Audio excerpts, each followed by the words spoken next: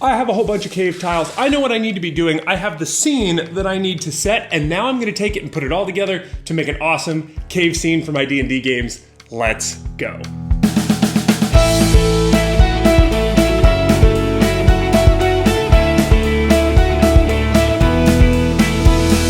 Back to the channel, everybody. My name is Garmin. This is the Storycraft Society, and this week I am going to be setting a cave scene. Now, nothing about this cave scene makes it anywhere crazy special. In fact, I made a video a while ago on the channel about this specific game, which is how to set up terrain for brand new players. Well, this is that group, but where they're going is into the Forge of Fury. This is an old adventure that was written forever ago that showed up in Volo's guide,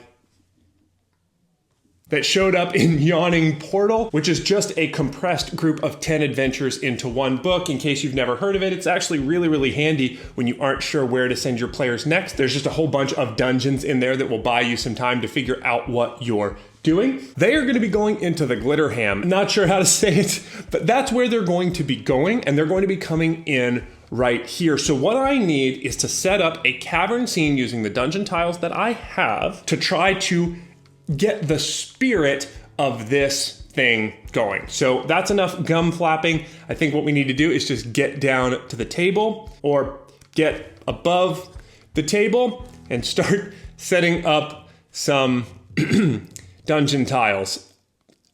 It's the first video back of the year. I'm not in a rhythm yet. We'll get there. Now, before I actually get to setting this thing up, I want to give 3 tips for the try-hard DMs out there who will then try to overdo. Definitely not me. This is not me talking to myself. This is me talking to other try-hard DMs who would try too hard at this particular stage. Definitely not me.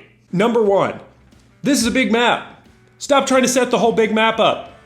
Like, there's no good there. There's no good. Your players will not be mad at you if you take a little bit of time to set up the next room. 2, if you set the whole thing up, then your players will try to metagame, and they will try to look at the blocked areas of the map. No matter how hard you try to block areas of the map, they will look at those areas of the map and be like, oh, we got to go right up there because that's the only way that goes anywhere. It's not worth it. Do not set up a big map. And 3, definitely don't set up a big map because it's really hard to block off the extra rooms that you make, particularly when they're from a dungeon like this that are 1 billion feet wide by 1 billion feet tall by 1 billion whatever. So moral of the story is rule number 1, don't set up the whole map. 2, don't set up a whole map. And 3, don't set up a whole map. Stick to just rooms. You'll thank me later, other DMs and not me who are tryhards. So I'm gonna start with one of my terrain boards because I think that that's really the way to go. Terrain boards just make things easier, transporting stuff around. Again, all this is just a piece of foam core from like the dollar store with some little feet on it and felt on top. The next thing that we need to do is we need to start figuring out exactly how we're gonna load this thing up. And the truth of the matter is that this is like probably the most complicated part of this build, and it's the obviously hardest to teach because considerations have to be made. When you have a 3x3 tile, there just isn't a way to make organic looking shapes like the room that this particular dungeon cavern area is. It was drawn by hand. So I'm going to next identify what the key aspects of the room are, and then I'm gonna start building out a main shape. I will check back in with you and kind of explain what I did at that point. Don't make the whole dungeon.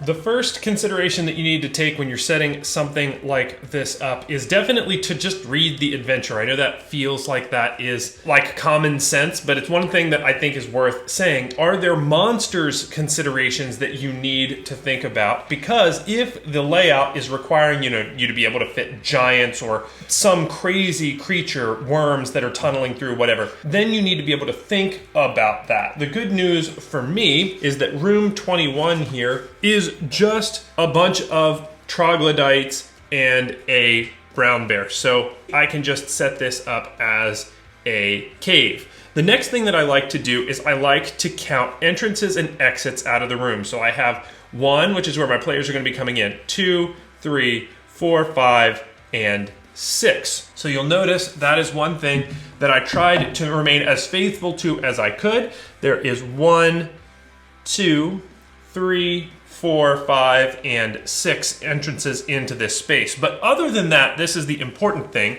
You should see this room here and this space look very different. And I would bet all kinds of money that if you asked two people to say whether that one and this one were the same, they'd say that they're different, but that doesn't matter. One, because your players aren't going to be able to see the map, so they only see what you put in front of them, but two, functionally, you just can only get so close with a 3x3 or a 2x2 tile if you're using something like Dwarven Forge. The next thing that I will promise you is that if you ask the artist how they drew the map that they come up with, they would tell you that they're just doing it by imagination. They're imagining something, which means that we also, as DMs, have the authority to just reimagine the space to better suit our needs. I think it's a kind of a criminal thing that a lot of DMs do, where they will look at a book like this and they will say this space needs to look exactly the same, and just honestly, it doesn't. It might have key features that matter, but that is it. So I now have this main long thin chamber that snakes its way down through. I have this small chamber up there, and then I have the right amounts of entrances and exits. The final consideration for a map like this comes from setting up scatter terrain. And scatter terrain does two things. One, it honors what the intention of the room was, but also it allows you to pepper in ideas that will then make the experience specific to your players. Now, this is a thing that I think is very seriously underlooked in pre-generated dungeon design, and there's a lot of things that I can talk about with this in future videos, where the mistake is if you run it just out of the book and it's not specifically tailored to both your players and the characters that your players are playing. That was a lot of puzz.